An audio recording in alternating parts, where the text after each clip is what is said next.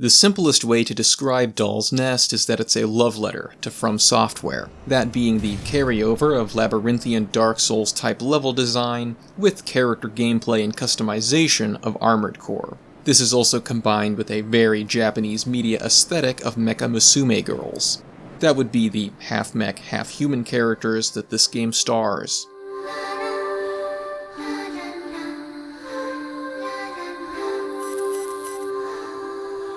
So this one hit the market in 2025 and was developed by a studio named Nitro Plus.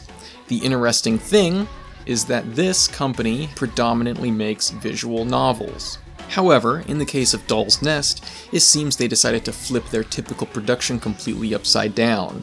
What I mean is that visual novels are very light on gameplay aspects and heavy on the story, while Doll's Nest is very much so a gameplay game with a story that is webbed into the esoteric and obscure. It casts a mysterious world of decaying megastructures, insect-like robotics, and meek androids with big guns. There is actually also a manga comic entitled Doll's Nest Orphans currently coming out as of 2026, though if you aren't a native Japanese reader, you'll have to seek out a fan translation. So what exactly is the story in Doll's Nest? How does the game play? Does this game do justice to its clear inspirational points? Let's check it out. But first, hi, I'm Empty. I've decided to make it my mission to play every mech game ever made, and debrief my thoughts and feelings and opinions here on this YouTube channel. I review new, old, AAA, and indie games as long as they showcase giant robots, as well as produce videos on genre commentary, upcoming games, and showcased lists. If you'd like to keep up with me, feel free to hit the subscription button. If you just want to talk about your favorite moment in the Gunbuster anime show, feel free to drop it in the comments below. Thanks.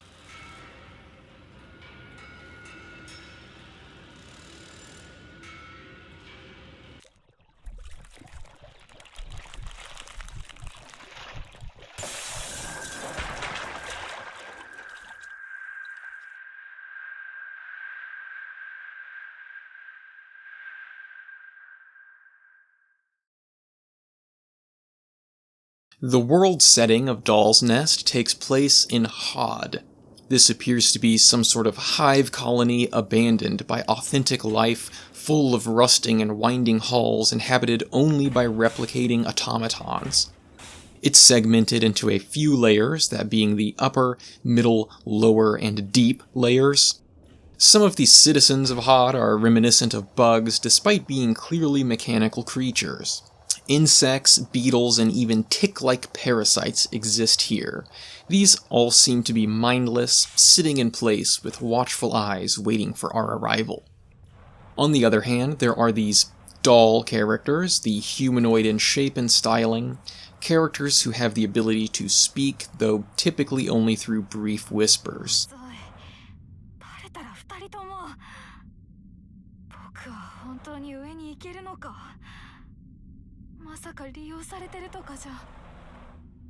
These girls are called nymphs, and also seem to follow the bug-like theme, except here it is more so their social structures. They live in a brood chamber, and are produced biomechanically via a queen. The game actually begins as the main character hatches out of an egg from our queen Nima. Nima exists a bit like the God Emperor of Mankind in Warhammer 40k, a mechanized corpse, except here she retains the ability to interact with us outright, despite being pulled asunder and impaled on a spear. She has borne us and some of our sisters previous specifically to collect her stolen body parts and make her whole again. This is really the driving force of the main game narrative, a story of vengeance to restore our queen.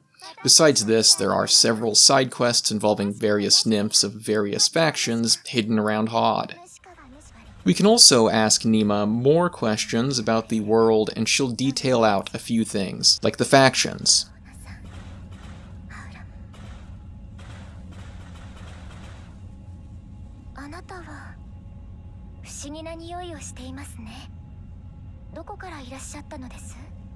The upper levels are controlled by the Republic of Alkend, a group of nymphs who seem to be replicating carbon-based lifeform society to the extent of doing things like creating their own religion, which ties into how exactly Nima ended up in her current dismembered position. The Prime Church of Alkend speaks gospel of a goddess in opposition to having a nest queen. She also lets us know that Gardena runs the middle of the Hod cavity. Gardena is described as a typical nymph nest, culturally centered around warfare and slavery. The warrior caste is the highest of their social order, while everyone else within exists to serve. Nothing special about it, really. We also get word about some less present groups, extinct colonies, or minor trading factions, descriptors of types of nymphs like the giant four-armed mech smiths or the queenless seedlings, an explanation about the self-replicating and craftable resource known as cells that presumably makes this world possible, and so on. The overall story here is told in a fragmented manner. You'll need to have these conversations with Nima, chat with NPCs who typically only offer up a few sentences during side quests, dig through item descriptions, and probably have a read-through of the manga comic to get a fully realized understanding of all the nuances presented in Doll's Nest. Also worth noting, there are a couple different endings to the game, and depending on which side quest, boss fight, and map area you are in, NPCs can move around. It is very possible to play this game and miss interactions with characters due to them only temporarily appearing depending on your play order. The main portion of gameplay persists of navigating the maze-like map design of the various areas until you encounter a battle against a boss, which will reward either a piece of Nima herself or something to enable further exploration of maps, like an access key toward locked doors, for example. While I describe the maps as mazes, it might be a bit of a misnomer, really. It's less of singularly constructed paths with dead ends and a point A to point B to win, and more of a web of variously connected corridors. More or less, there are several ways to go about the maps, which lead to shortcuts, either to teleportation fairy rings or straight back to the node trees. The node trees are comparable to the bonfire system in Dark Souls or the lanterns in Bloodborne. You'll find these periodically, one per map area, I believe, and they are an area to rest a while and catch your breath. Here you'll be able to do things like restore your healing items, customize your loadouts and cosmetics, level up your stats, or teleport to different areas that have trees entirely. Notably, resupplying respawns enemies in the map, meaning you'll need to learn ammo conservation or figure out how to run faster than their bullets.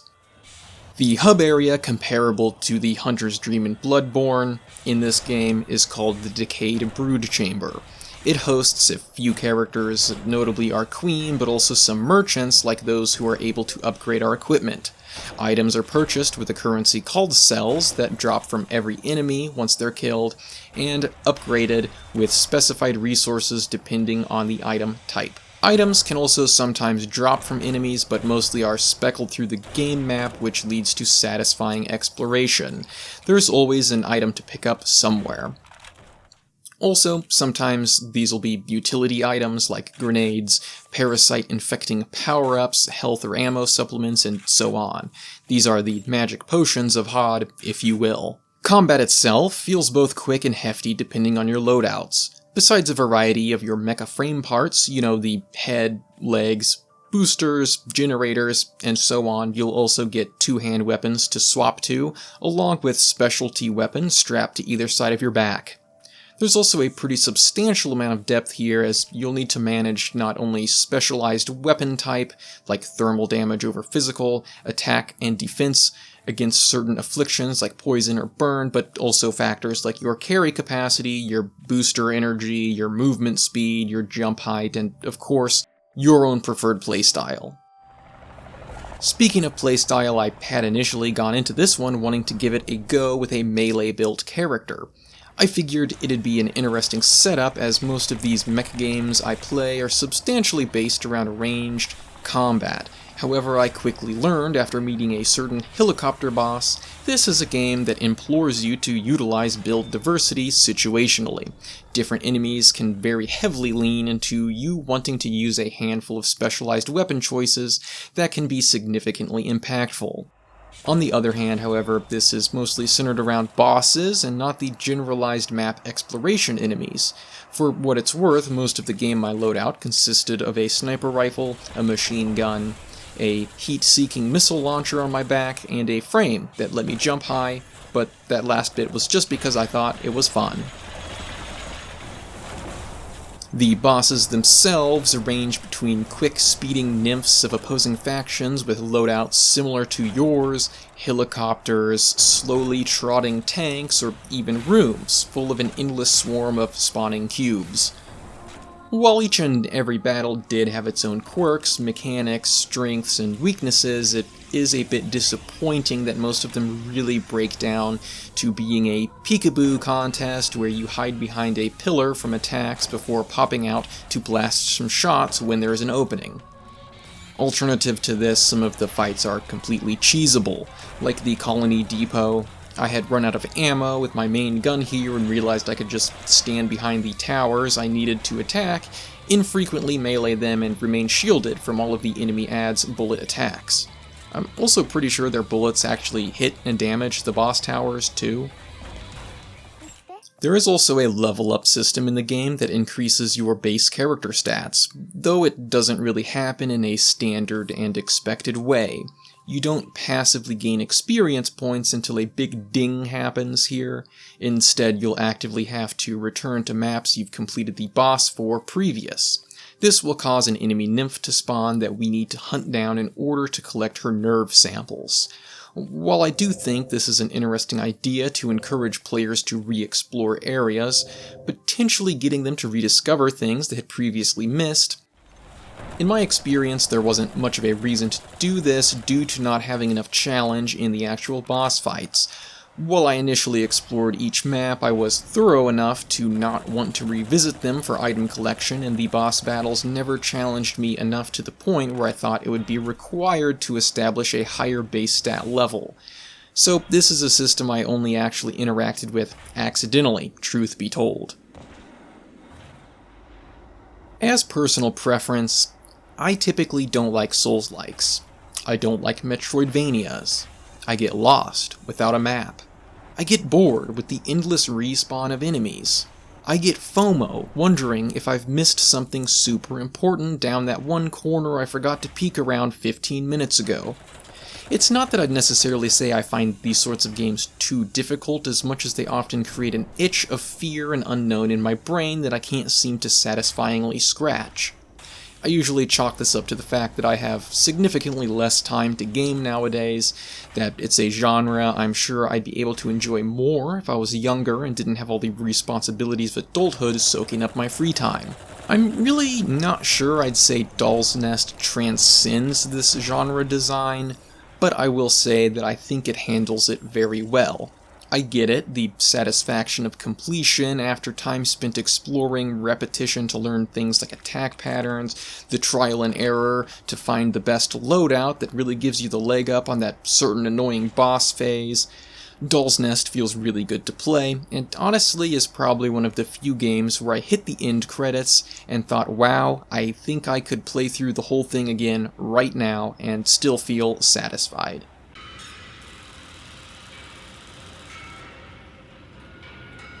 At first glance, the general anecdote about the graphical integrity of Doll's Nest is something like, every environment is a decrepit stumble of neglected industrial rust, but there is more variety once you get further in the game.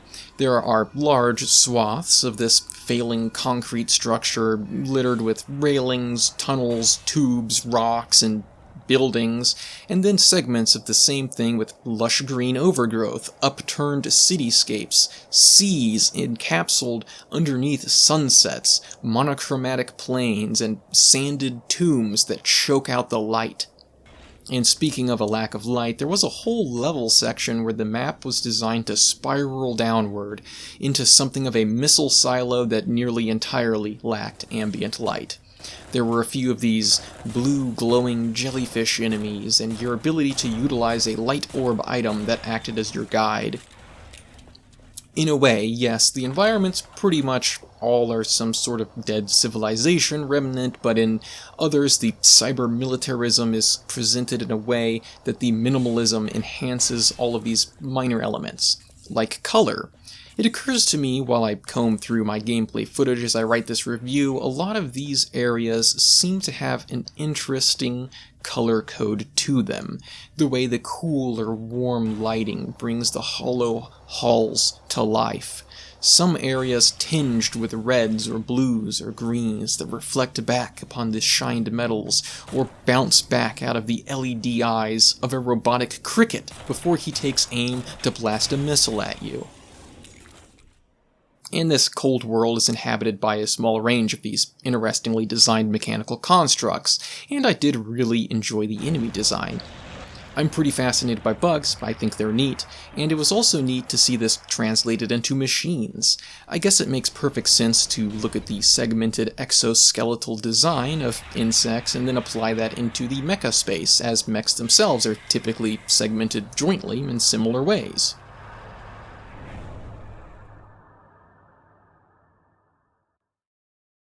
And the dolls. Presumably this is the hook feature for a lot of the player base. Admittedly, I'm not thrilled about Mecha Musume or these young anime girl characters. I'm a man about the robots, which means the gut reaction to this sort of theming is usually a hypothesis that it means overt pervy fan service. However, as a hypothesis needs to be sufficiently tested before a conclusion can be made, I did experiment the game, and the end result is that my gut reaction was wrong. A few of the outfits I would consider suggestive in nature, but with that exception, this game really is not a pervy thing, and the whole cute girls part I think is really more there to serve as an uncanny valley purpose. A stark contrast between innocence and technological violence. It is weird, strange, and unsettling, but not actually very horny. Also, the mech frame elements are pretty cool. I particularly liked how striking a lot of them seemed to be. The spider limbs and the bird legs particularly stick in my mind. Another thing that really aids in the world building is the sound. I point specifically to the minimalized soundtrack leading way to most exploration being spent in the quiet dark, as a real enhancement to the isolating factor of this world. Ambient mechanical lingerings, computer hummings, bullets fired down the runway, or the sound of your jump jets cascading around an empty room. And then, you finally encounter a friendly NPC, and your longing for social contact is met only with strained whispers. Don't get me wrong, there is music too, and it is really good, however it only plays in specialized areas. I think that this very black and white setup in so many areas of the game leads to an even better overall experience for the whole thing. The lack of soundtrack during the broad sections only make them feel more impactful when they do arrive for things like boss fights, or enhance the feeling of safety when we're in the Queen's brood chamber.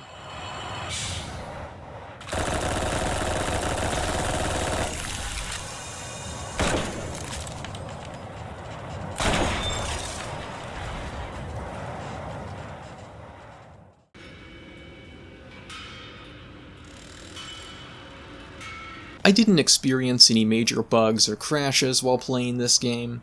There were a couple areas that I did experience graphical lag during the section that had plants, however I don't recall there being any sort of optimization hiccups besides that. There are a couple of very minor errors I can point out to really nitpick. I preferred to play the game with an Xbox controller over mouse and keyboard, and for some reason it didn't like the main title screen. Not the end of the world for me to hit one button on my keyboard before the game starts, but I mean obviously that's a noticeable thing. But also, the speaking NPC dialogue doesn't seem to have a draw distance, so if you step one too many steps away, it just stops entirely instead of fading out. These are really small sorts of things. The bigger problem for most people is likely going to be something about the game design itself, if not a quick, I don't like Mecha Musume, or the environment burns me out. This game does not offer up very much of a tutorial whatsoever when it comes to what or how exactly things like the stats work. There's no option I encountered for a map, it's not an item you can find, at least I didn't find it.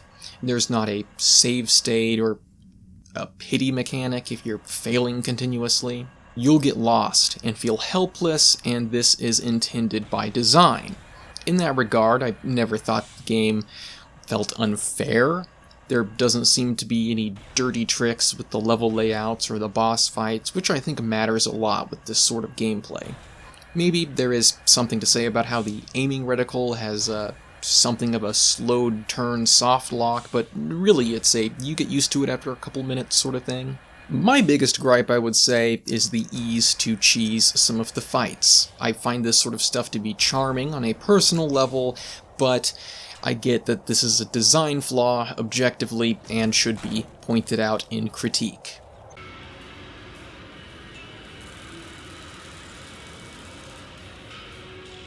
Final thoughts? It's only 6 months into the year, and this might actually be my favorite game I've played so far. It might win the spot for my favorite game of the whole year.